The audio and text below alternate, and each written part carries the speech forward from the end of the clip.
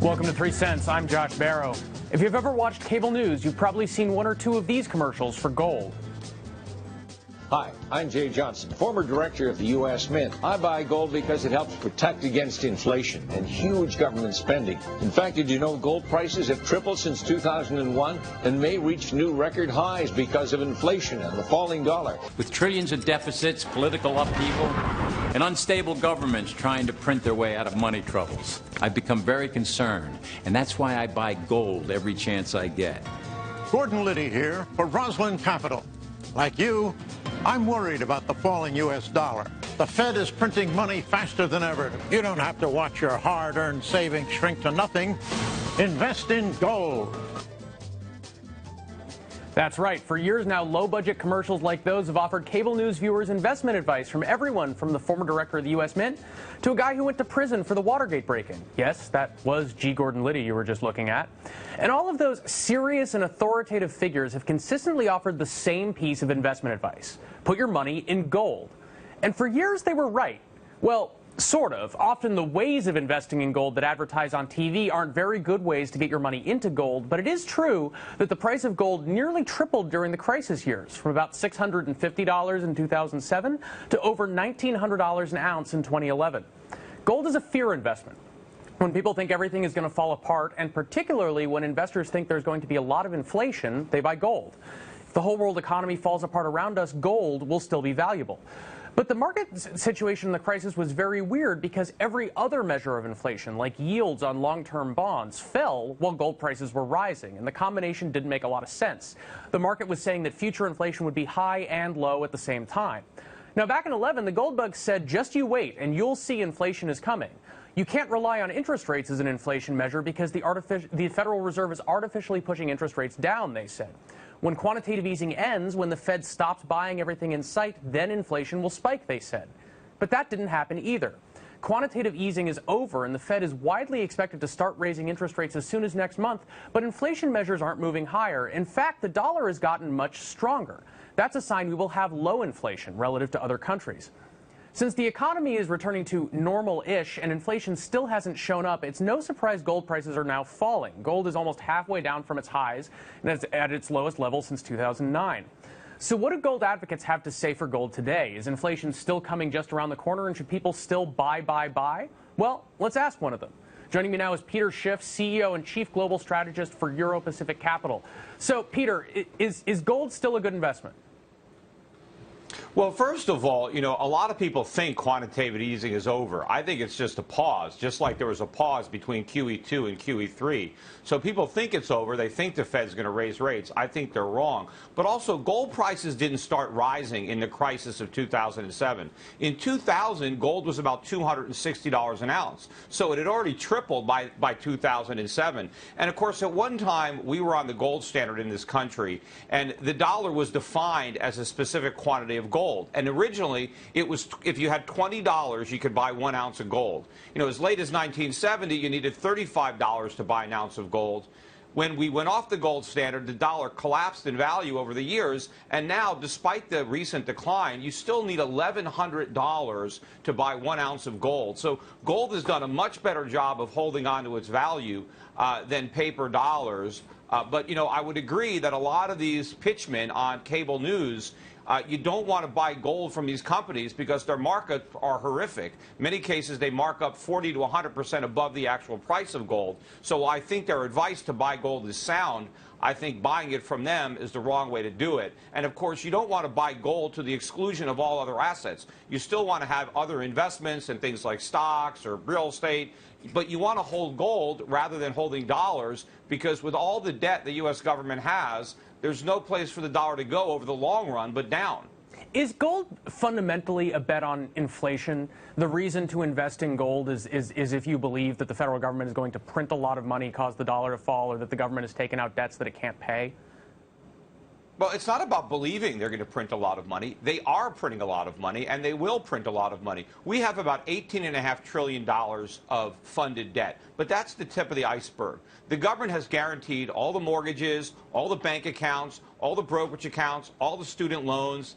The government stands behind unfunded liabilities to Medicare, Social Security, government pensions. You're talking about over $100 trillion of liabilities that are impossible to legitimately repay through taxation. So the government will have to print a lot of money unless it wants to default on those commitments, and I don't think they have the integrity to do that. So when they print all that money, the value of that money will collapse, and the price of gold is going to skyrocket. There's no way around that. It's going to happen. But certainly over shorter windows of time, you can see the gold price declining. But over any longer time period, the price has no place to go but up. So my question then is how long is that time period? Because I feel like this is the refrain we've been hearing from gold advocates for a long time, especially since 2008, that inflation has to go up. But when we look at actual consumer prices, they've been very muted. The Fed actually is failing to hit its target that prices should go up even 2% year over year. Repeatedly, they come in under that. So if inflation has to be around the corner, if the government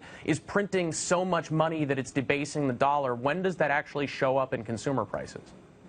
Well, I don't think inflation is around the corner. And I think if you talk to most people who shop, most consumers who go to the grocery store or pay their utility bills or their cable bills or their insurance or their rents, prices are rising. They're rising rather rapidly. It's just that the CPI doesn't capture those increases the way it used to because the government has changed the methodology for calculating it. But the cost of living is going up. The standard of living is going down. People recognize that. But one of the reasons that prices haven't risen faster is because we've exported a lot of our dollars. Foreign central banks and speculators are hoarding those dollars. But at some point, they're going to want to spend them. And a lot of that inflation that we exported to countries like China is going to come washing back on American shores, and it's going to send the cost of living through the roof. Wait, so what if you think the statistics from the government are wrong? How fast do you think prices really are rising? What do you think the inflation rate is? Well, I don't know. I mean, I can't calculate them myself. But how do you know they're wrong they're rising if you don't know what the figure is? I mean, the government, I mean, they do these surveys. They go out and collect immense numbers of data on transactions, and then what you're holding up against that is some impressionistic thing where someone's like, oh, well, milk was more expensive this week. If you think the stats are wrong... I'll give you an example. This is something I did a couple of years ago. I looked at the prices of newspapers and magazines because they're very easy to see the price because they write them on the cover. And so from 2003 to 2013, the government claimed that newspaper and magazine prices were up about 30%. And I actually looked at newspaper and magazines. I went to maybe 20 or 30, the most popular, and I looked at the prices on their covers in 2003, and I looked at 2013, and the actual increase averaged 130%. So the government's estimate on the increase in the cost of newspapers and magazines was off by 100%. They weren't even close. No, but I couldn't even find a single newspaper or magazine that only went up by 30%. So, you know, that's an example. The government has all kinds of ways of distorting things with hedonics and substitution. That's a bad example. I mean, as someone who works for a newspaper, I can unfortunately report that most people who are buying the New York Times are not paying sticker price for the New York Times. Newspapers and magazines are sold through subscriptions. They're sold at discounts all the time. And that's why you need to do something like the government does, where you go out and collect detailed data rather than just doing a survey where you look at sticker prices, because that will mislead you. No, but they were buying 10 years ago, they were still buying subscriptions. There were discounts to sticker prices back then. I mean, I'm comparing apples to apples. You want to compare apples to oranges. But you ask the average American, if you do economic surveys, and you poll Americans, what is your biggest economic problem? Almost everybody answers rising prices. That's been the case for years. They don't identify unemployment. They don't identify environmental issues or health care. They always say rising prices. The cost of living is going up. And that is just not being captured in government statistics. And, of course, that's very convenient, because the last thing the government wants to admit